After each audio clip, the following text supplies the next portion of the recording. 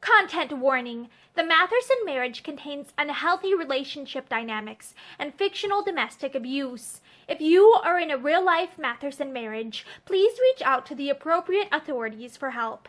Resources you may find helpful include the Pixel Project's Domestic Violence Resource page and UN Women's International Helplines list. Resources will be linked in the video description for accessibility. Hi, I'm Morgan, and today I will be reading to you from The Matherson Marriage by Ruby M. Ayres. Chapter 26.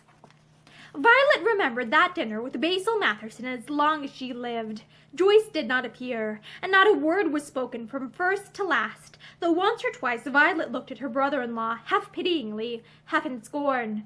She felt sorry for him, though she despised him. Matherson did not once glance in her direction. He ate his dinner as if no devastating tragedy had occurred in his household only that morning, and drank a good deal of wine. Perhaps he really feels it awfully and tries to hide it, Violet thought, but she found it difficult to believe. Half a dozen times she made up her mind to speak to him, but each time something in his forbidding face prevented her. He did not look like a man who wanted either pity or sympathy, and the painful meal had just ended when one of the maids came to the door. "If you please, sir, a gentleman to see you." Matherson looked up, frowning. "Who is it? I can't see anyone. Send him away." The girl hesitated. The gentleman was very insistent, sir. He says he'd come all the way from London, and must see you before he went back." "What's his name? Confound it! Am I to see any Dick, Tom, and Harry who chooses to come and knock at my door? He's probably begging." "He wouldn't give a name, sir, but I don't think he's begging." "Tell him I won't see him, and that's final." "Very good, sir." There was a little silence. Violet rose to leave the table when the maid returned. "Please, sir, his name is Mr. Crummins." "Crummins?" The color faded from Matherson's face, and for a moment he sat staring before him with blank eyes. Then he roused himself and spoke. "Very well, I'll come. Show him into the library." Violet looked at him hesitatingly. She wondered if it was her imagination that he seemed to have aged in the last few minutes, and again the reluctant feeling of pity drove out the anger of her heart. She took a little step towards him. "Shall I see him for you, Basil?" "I'll see him if you like, if there's anything I can do." Matherson brushed her aside rudely. "Oh, go to the devil!" he said savagely, and strode past her out of the room.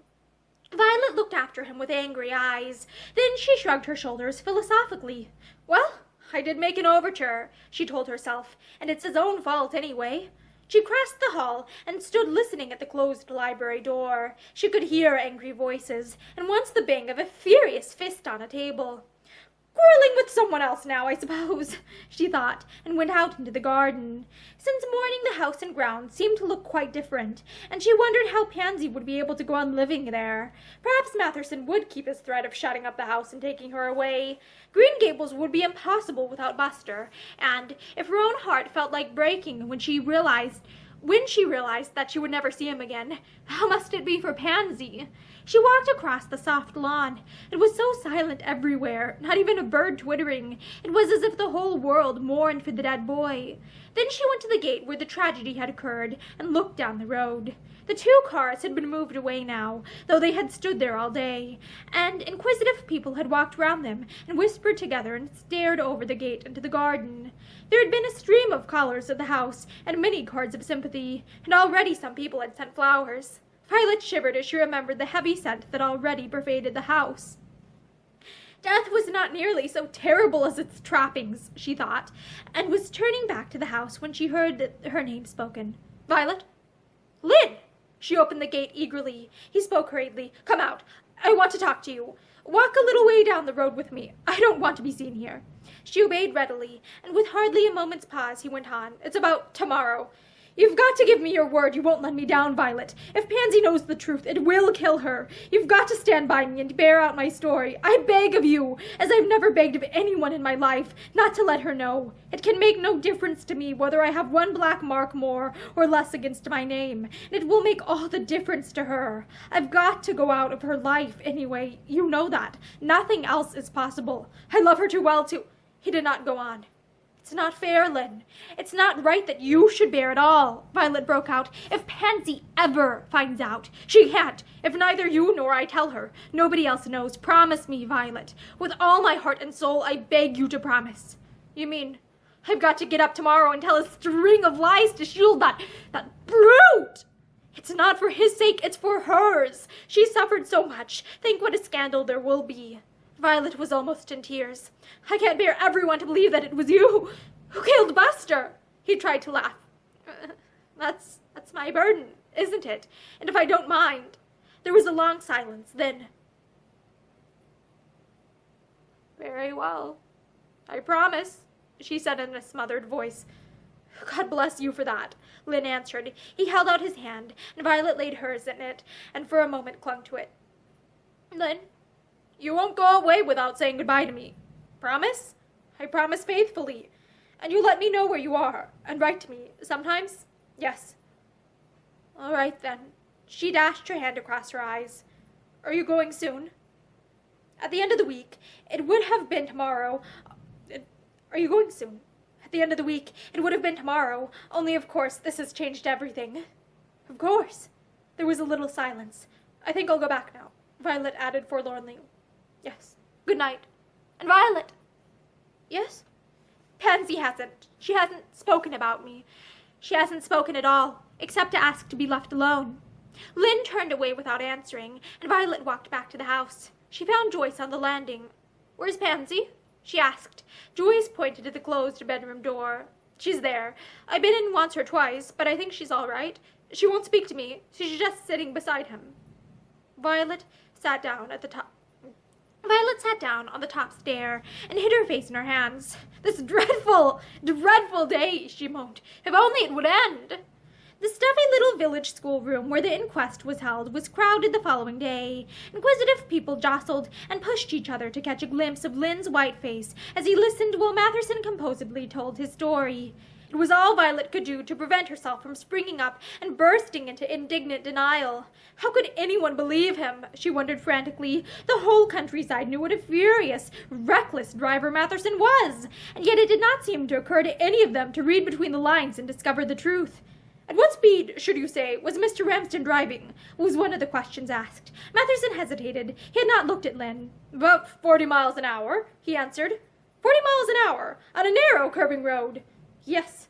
You are an experienced motorist yourself, Mr. Matherson? Yes, I have driven for many years. And you put the speed of the car at 40 miles an hour. About that, yes. And your little son ran out of the gate, towards the car? Yes, he ran right into it. What happened then? For the first time, Matherson looked across the room at Lynn, and the dull color deepened in his face. He passed a hand before his eyes. I can't remember. I was so confused, I can't remember. The tears were streaming down Violet's face as she corroborated Matherson's story, and, sorry for her distress, her examination was cut short, and she was allowed to leave.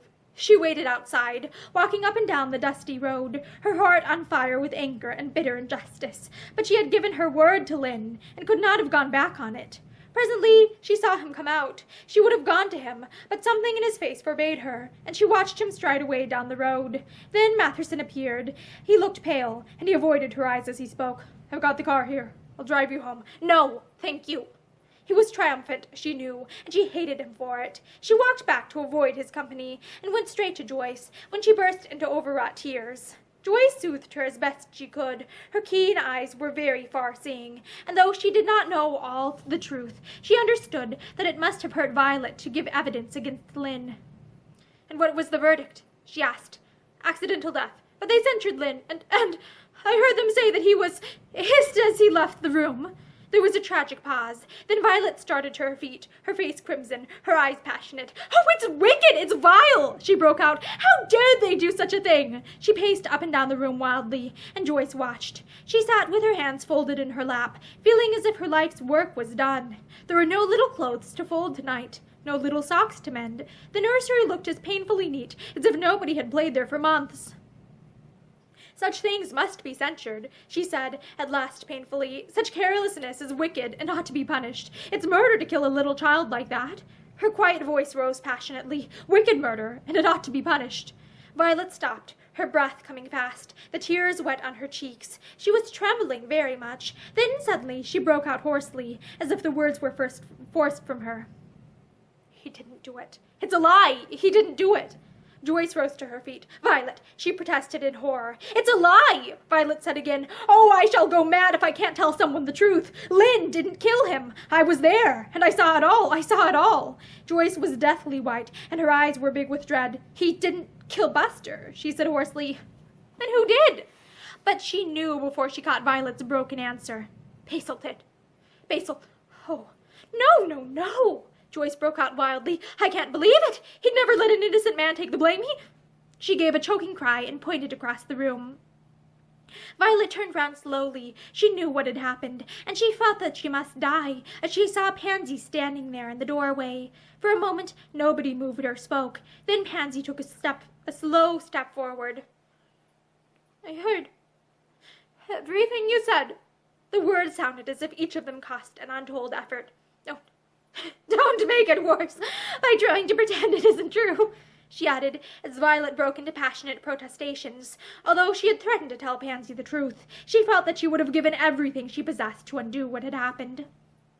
She knew that Lynn had been right when he said it would be doubly hard for Pansy to bear if she knew by whose hand Buster had really died, and she stumbled forward and fell at her sister's feet, clutching her frock. Don't believe me, darling. Don't, she wailed. I talk such a lot of nonsense. Don't believe me. Joyce will tell you it's not true. Tell her, Joyce, tell her. Pansy looked at her sister's distraught face, and a spasm of pain crossed her own, but her voice was steady when she said again, I know it is true. I can feel it in my heart. I only wonder that I didn't guess before. Violet broke into bitter weeping, and Pansy said again dazedly, Oh, I wonder what else there is for me to find out. Violet clasped her hand and kissed it, wetting it with her tears, and Pansy watched her with vague wonderment in her white face. You can cry, she whispered desolately. I wish I could. Don't believe it, Violet implored. I ought never to have said it. I promised Lynn not to tell, and I've broken my word.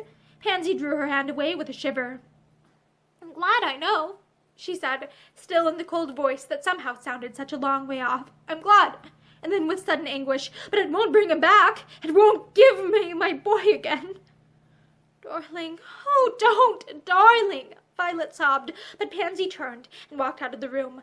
Violet started up. I ought to be killed, she wailed. I gave Lynn my word not to tell her, and I've broken it. What will she do you think? What will she do? The night came and went, and the next day, and Pansy did not speak to her husband, or give any sign that she knew. She rode in the same carriage with him when the long procession of mourners wound down the drive from Green Gables, with the little flower-hidden coffin at its head. Everyone in the village was there. Everyone had some pathetic, sorrowful word to speak of poor little Buster. There was hardly a dry eye when the first handful of earth clattered down onto the plate that bore the many names which Matherson had selected for him with such pride.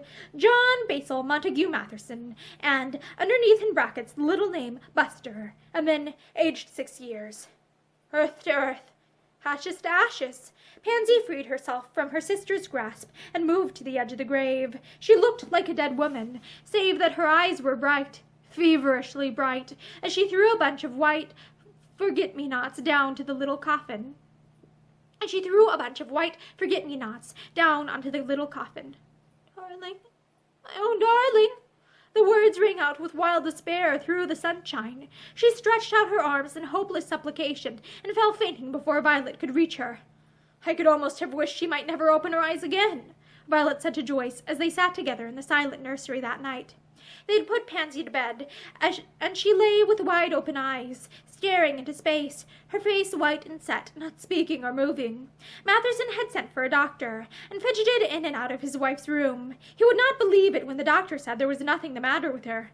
Except heartbreak, he added ruefully, and I am afraid I cannot prescribe for that. A week dragged by, and the many wreaths and flowers on Buster's grave withered in the hot sun, and Pansy was up and about the house again. She never went near her husband or spoke to him, and at last even the servants began to notice it. It was a shame, they said, the way she ignored Mr. Matherson. After all, it was not his fault the little boy had died. Only Violet and Joyce looked on grimly and wondered. Something is going to happen, Violet said uneasily more than once. I'm sure something is going to happen. Then one afternoon she got a note from Lynn. I am leaving Chiswell's in the morning, and should like to say goodbye to you. Walk down the road to meet me after tea. Violet went, her heart aching, and the treacherous tears very near to her eyes. You're really going, she faltered, and he answered, Yes, in the morning. She choked back a sob. When shall I see you again? I don't know. I'm staying with my uncle in London for the present, but eventually I shall go abroad.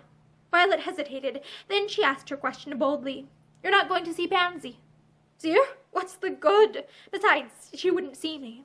There was a little silence. Then he added, well, it's goodbye for the present. Yes, she could hardly see him from tears.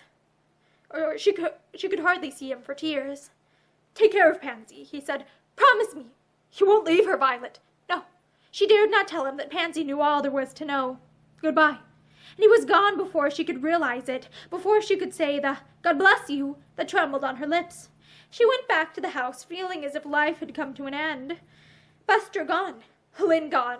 What was there to look forward to or hope for? She went back to Joyce. I've said goodbye to Lynn. He's going away tomorrow. Joyce flushed painfully. Oh, poor Mr. Ramsden, she said involuntarily. Violet set her teeth. I know. It's devilish. Pansy ought to see him just to say goodbye. I'm afraid she won't, Joyce answered, sighing. But after dinner that night, Pansy rose from the table and followed Matherson into the library. She shut the door and stood leaning against it, looking at him with steady, burning eyes. What's the matter now? He asked irritably. He looked ill and haggard, and his face and his hands twitched. Pansy came a step forward into the room. I just want to tell you that now. There's no longer any need for me to stay here, so I am going away, she said quietly. I know the whole truth. How my boy died. I knew the night after it happened. I knew it was you who killed him. You! Her self-control seemed to snap suddenly, and she drove the words at him as if they had been knives. For the moment, terrible despair had her once more in its grip, and there was room for no other thought in her brain, save that, but for this man, she would still have had Buster with her. Matherson's face blanched, but he stood his ground and tried to brazen it out. You're mad, he said hoarsely. This is some devilish work of Violet's. She hates me. She has always tried to set you against me. You're mad. I'm not mad. Perhaps I have been, but I'm sane now, and that's why I am not going to stay with you. Her voice was broken with little sobbing breaths. I want nothing from you. I can look after myself, and I shall never trouble you again. There was a tense silence. Then Matherson tried to laugh. He went up to her and looked down into her face. You mean you're going to your lover, he said with detestable inflection. You're making this an excuse, or is it his cleverness that has made it for you, I wonder? His voice was hideous in its bitter sneer. Pansy shrank back. You thought I'd been a blind fool. You thought I'd been a blind fool, he went on, nearly beside himself with rage. But I've seen what's been happening. There was one night in the garden. I thought you'd remember, he added grimly as she gave a little moan. I followed him. I threatened to divorce you, and he paid me, I tell you, and promised never to see you again if I'd leave things as they were. There's a devoted lover for you, a brave gentleman. Go to him if he'll have you, and I wish you both the luck of your choice. You brute. Oh, you cruel brute! She did not believe a word he was saying, but she read in his eyes his brutal longing to hurt her, and terror of him rose in her heart. But Matherson only laughed. You needn't come whining back here if he shuts the door on your face, he sneered. He won't be very anxious to have you when he knows that I've turned you out. He paid me to keep you once, but he hasn't got the money to do it a second time. Pansy covered her face with her hands. Her whole body was scorched with shame. She did not believe what he said. She would not allow herself to believe it, and she broke out passionately. It's not true. It's a cruel lie to hurt me. Lynn would never have done such a thing. It's not true. Not true, he caught her by the wrist, dragging her hands down from her face. Not true, he said again. Ask him, then, and let him deny it if he can. Ask him why he stopped coming to the house, why he avoided you. Ask him where his money is gone. His bloodshot eyes searched her face with cruel intentness. Then he laughed. That touches you, does it? That hurts you and your sickly love for him. My God, I could kill you when I... Basil. The fear in her voice and her eyes checked him. He released her, and Pansy fled from the room. She felt herself alone and deserted in a world that had nothing to offer her but pain and sorrow. She had never cared for Matherson, or that there must be some reason for his great change towards her. She knew so little of him except what he chose to tell her, that she would not have believed it had she been told that he was a ruined man, ruined at last without a hope of recovery. In her ignorance of business affairs, she imagined him to be possessed of an assured income which could not be diminished. She believed that he hated her, and wished for his freedom as much as she did. Sometimes she even found herself wondering if he had not hated Buster, too. And the boy had been the last link between them, and now that was broken, the sham pretense of affection was laid bare.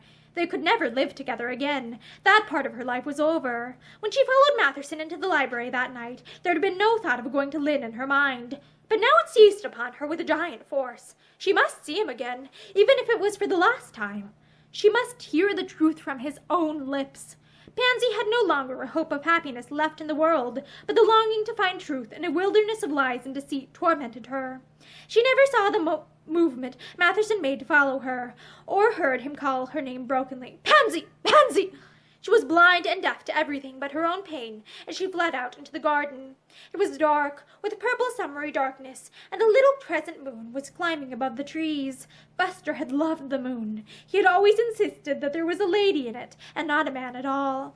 "It's a lady moon, Dodie," he had said to her many times in his determined little voice. "A lady moon, and she smiles at me." She was smiling down on his grave now, Pansy thought wildly, the little grave where all her hopes were buried. What was there for her to live for? Nothing. She would see Lynn, just once, and hear the truth, and then she, too, would die, and perhaps they would let her lie beside Buster, and the Lady Moon would smile down on them both. The 3 miles to Chiswell's were as nothing in her distraught state. Her flying feet hardly touched the road. It seemed but a moment before she was outside the big house. She looked in through the undrawn blinds of the library window. Then she raised her hand and tapped on the glass. "Let me in. Let me in." The light from the room was momentarily blotted out by a man's tall figure, and the casement was flung wide to the night. "Who is it? Who—" Then he fell back with a stifled cry. "Pansy!" And that is the end of Chapter 26 of The Matherson Marriage by Ruby M. Ayres. Please return shortly to hear the next chapter. I hope you have a great day.